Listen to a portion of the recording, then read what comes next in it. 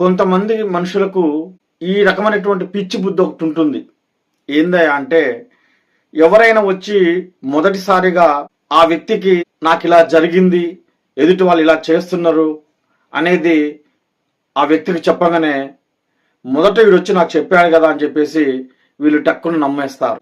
ఎవరైనా సరే ఏదైనా గొడవ జరిగినా, ఇంకొక సంఘటన జరిగినా, ఏదైనా ఒక పెద్ద మనిషికి చెప్పడానికి వచ్చినప్పుడు ఫస్ట్ వచ్చి చెప్పిన వాడిదే నమ్మకుండా ఎక్కడైతే గొడవ జరుగుతుందో, ఎవరెవరికైతే జరుగుతుందో గొడవ, వాళ్ళిద్దరిని కూర్చోబెట్టి ఎవరిది తప్పు అయితే వాళ్ళని ఖండించి, ఎవరు పొరపాటు చేస్తే వాళ్ళని కొంచెం మందలించి వాళ్ళని సరైన మార్గంలో పెడితే బాగుంటుంది. కానీ అలా కాకుండా ఫస్ట్ నాకు వచ్చి చెప్పిండు కదా, ఇక ఆయన మునగాడు కదా అన్న పద్ధతిలో ఈ పెద్ద మనిషి కానీ ఆలోచించిందంటే వాడు తప్పు లేదు కాబట్టి నాకు వచ్చి చెప్పిండు కానీ అంటే అట్టెట్ట తేలుస్తావు?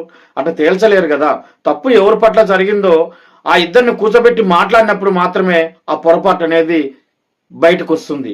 అలా వచ్చినప్పుడు ఎవరమైనా సరే ఆ తప్పు చేసిన వారి పట్ల మనము వాళ్ళని మందలించాలి, వాళ్ళని సరైన మార్గంలో ఉండే విధంగా మనము హెచ్చరించాల్సినటువంటి అవసరం ఉంటుంది.